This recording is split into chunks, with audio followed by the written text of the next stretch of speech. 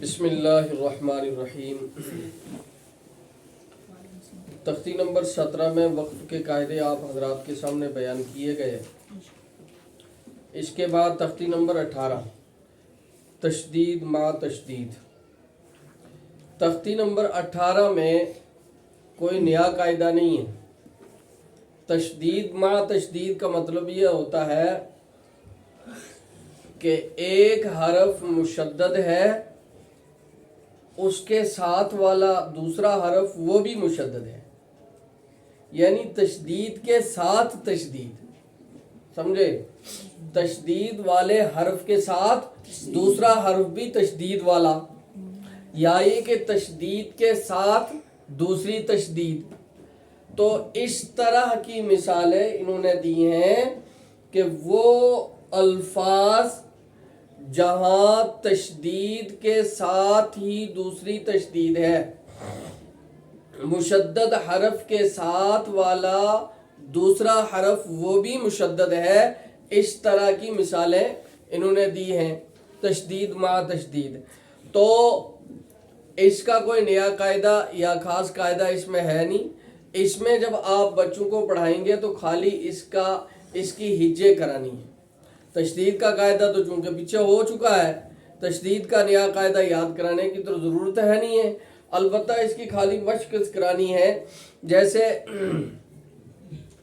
علیون، اب علیون اس کی ہجے کرتے ہوئے بعض لوگ غلطی کر دیتے ہیں اور ہجے کرتے ہیں عین لام زیر عل، لام یا زیر لی، علی، یعنی یا زیر ی، علی، یہ ہجے ہے غلط۔ صحیح ہجے کس طرح ہے؟ عین لام زیر عل، لام یا زیر لی، علی، کیونکہ لام یا زیر جب بول دیا نا آپ نے لام یا زیر، اس کا مطلب یہ ہے کہ یا ساکن ہے اور اس سے پیچھے والے حرف یعنی لام کے نیچے زیر آئی۔ یا ساکن سے پہلے زیر ہو تو یا مدہ ہوتی ہے، اس لیے لام یا زیر لی، علی۔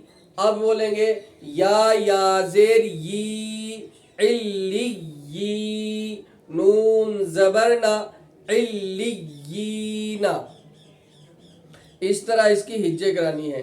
یزکا، یا زا زبر یز، زا کاف زبر زک، یزک، کا کاف کھڑا زبر کا، یزکا۔ اس طرح اس تختی نمبر 18 کی آپ حضرات نے مشق کرنی ہے اور بچوں کو مشق کرانی ہے۔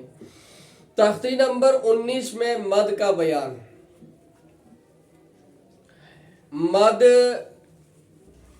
کے معنی ہوتے ہیں کھینچنا، مد کے معنی ہوتے ہیں لمبا کرنا، سمجھے؟ مد یہاں پر دو طرح کے قاعدے ہیں، ایک تو مد لازم کے قاعدے ہیں اور دوسرے مد متصل اور مد منفصل کا قاعدہ ہے۔ مد لازم ویسے تو قاعدہ نورانی میں جس طرح پیچھے آپ کو اکثر پڑھایا ہے وہ قواعد تو سارے یہاں پر قاعدہ نورانی کے اندر لکھے ہوئے موجود نہیں ہیں، اور یہاں پر بھی مد متصل کا تو انہوں نے قاعدہ بیان کیا ہے، مد منفصل کا قاعدہ بھی لکھا ہوا ہے، لیکن مد لازم کی 4 قسمیں جو ہیں، نمبر 1 مد لازم کلمی مثقل، نمبر 2 مد لازم کلمی مخفف، نمبر 3 مد لازم حرفی مثقل، نمبر 4 مد لازم حرفی مخفف۔ یہ 4 قسمیں یہاں پر قاعدہ نورانی کے اندر نہیں ہیں۔ انہوں نے خالی بولا ہے حروف مدہ کے بعد والے حرف پر اگر جزم یا تشدید ہو تو مد لازم ہوگا، لیکن مد لازم کی الگ الگ 4 قسمیں، اس لیے کہ مد لازم کی 2 قسمیں ان کا تعلق کلمہ قرآن کے ساتھ ہے، اور مد لازم کی دو قسمیں دوسری جو ہیں ان کا تعلق حروف مقطعات کے ساتھ ہے۔ کلمی مثقل اور حرفی مثقل، کلمی مخفف، حرفی مخفف۔ حروف مقطعات میں تشدید آئے تو حرفی مثقل ہوتا ہے، حروف مقطعات پر جزم آئے تو حرفی مخفف ہوتا ہے۔ کلمہ قرآن کے اندر تشدید آئے تو کلمی مثقل ہوتا ہے، کلمہ قرآن میں جزم آئے تو کلمی مخفف ہوتا ہے۔ تو یہ چار قسمیں یہاں پر قاعدہ نورانی کے اندر نہیں ہیں، یہ آپ نے یاد کرنی ہے، اور اسی طرح جب آپ بچوں کو پڑھائیں گے تو ان کو یہ چار قسمیں الگ سے یاد کروانی ہے یہاں پر مد کے بیان میں۔ جب تک مد متصل اور مد منفصل کا قاعدہ یاد نہ ہو جاوے، اسی طرح مد لازم کی چار قسمیں بچوں کو ازبر تعریف کے ساتھ یاد نہ ہو جاویں جب تک یہاں مشق نہیں پڑھانی۔ اسی طرح ہر ایک تختی کا یہی مسئلہ ہے کہ جب تک اس کی لغوی اصطلاحی تعریف، جن جن تختیوں میں آپ کو لغوی اور اصطلاحی تعریف پڑھائی گئی ہے، جیسے اظہار میں لغوی اور اصطلاحی تعریف پڑھائی گئی، اخفاء میں لغوی اور اصطلاحی تعریف پڑھائی گئی، قلقلہ میں لغوی اور اصطلاحی تعریف پڑھائی گئی، اسی طرح آگے بھی انشاءاللہ لغوی اور اصطلاحی تعریف آئے گی۔ جن جن تختیوں میں لغوی اور اصطلاحی تعریف پڑھائی گئی ہے یا پڑھائی جائے گی، اور اس کے بعد اس کا قاعدہ، یہ تین چیزیں جب تک بچے کو تختی کے پہلے یاد نہ ہو جائیں جب تک اس تختی کی مشق آگے نہیں پڑھانی ہے، اس لیے کہ مشق کے پڑھانے کا فائدہ ہی نہیں ہے جب تک اس کا قاعدہ نہ یاد ہو جاتا، جب تک اس کی لغوی اور اصطلاحی تعریف یاد نہ ہو جاتی۔ اس لیے کہ اوپر جو قاعدہ نورانی میں ہر تختی میں آپ اسی طرح یہ ترتیب دیکھیں گے کہ اوپر اس کا قاعدہ بیان کیا ہے، نیچے صفحے میں اس کی مشق بیان کی گئی ہے۔ مطلب یہ ہے کہ اوپر جو آپ نے قاعدہ یاد کیا یا کرایا، اس قاعدے کی نیچے مشق کرنی ہے، یعنی اس کا اس مشق میں اجرا کرنا ہے، اس کی ہجے کرنی ہے، اس کا اجرا کرنا ہے، اور اس قاعدے کو یہاں پر نیچے اس تختی کے اندر استعمال کرنا ہے اور قواعد بولنے ہیں۔ قواعد کب بولیں گے؟ جب یاد نہیں ہوگا تو قواعد کیا بولیں گے؟ اس لیے پہلے قاعدے کا یاد ہونا ضروری ہے۔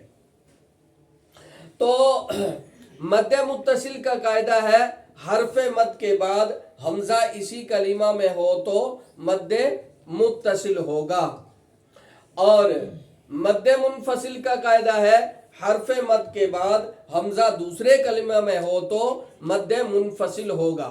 مد متصل کی مثال ہے جاء، سمجھیں؟ اس مد کے اندر طول، توسط، قصر تینوں جائز ہیں، لیکن طول اولا ہے۔ طول بولو، طول، توسط، قصر تینوں جائز ہیں، لیکن طول اولا ہے، یعنی لمبا کرنا زیادہ بہتر ہے۔ پڑھو جاء،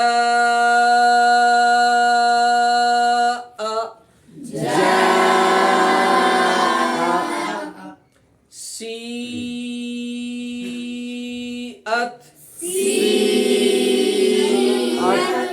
سوء،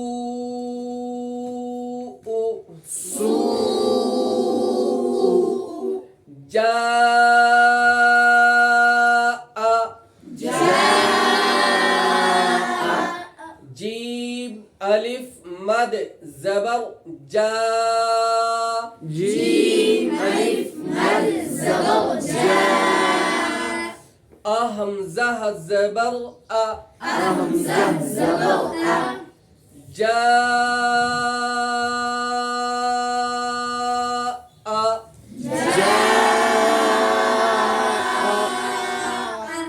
حرف مد کے بعد حمزہ اسی کلمہ میں ہے اس لیے مد متصل ہوگا حمزہ کے اوپر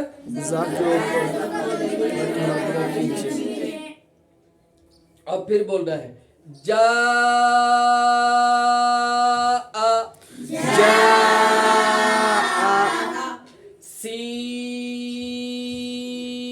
سیئت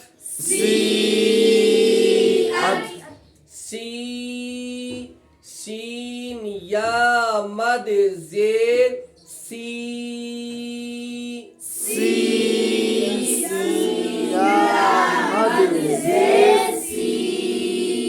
ات حمزہ تا زبر ات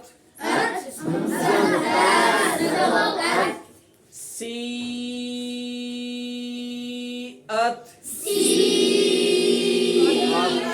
حرف مد کے بعد حمزہ اسی کلمہ میں ہے اس لیے مد متصل ہوگا سیئت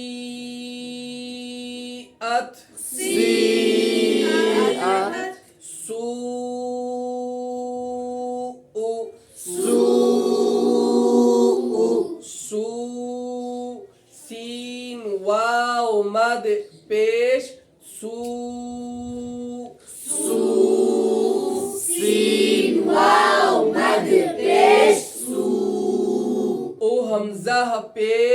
او حمزہ پیش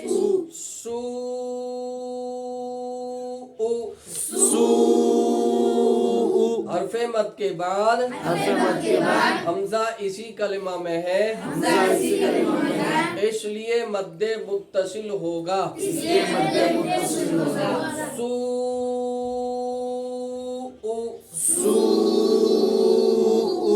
فی امرینا فی فا یا مد زیر فی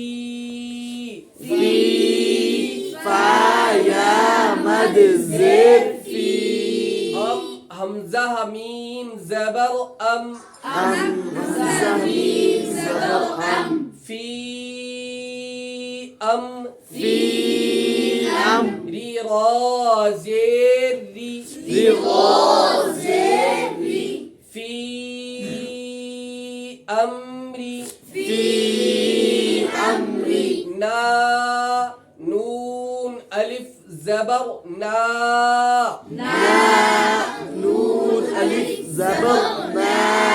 فی امرینا حرف مد کے بعد حمزہ دوسرے کلمہ میں ہے اس لیے مد منفصل ہوگا را کے نیچے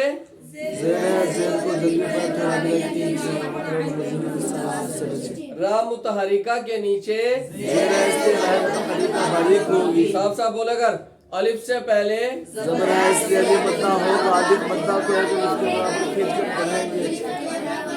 فی امرینا لا الہ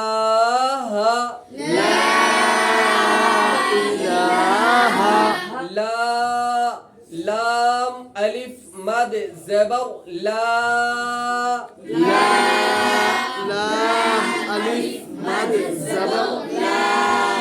ای حمزہ زیر لا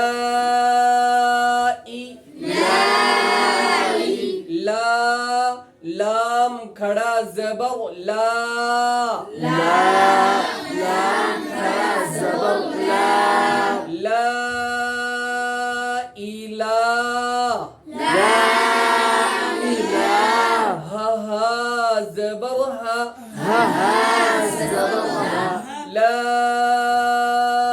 الہ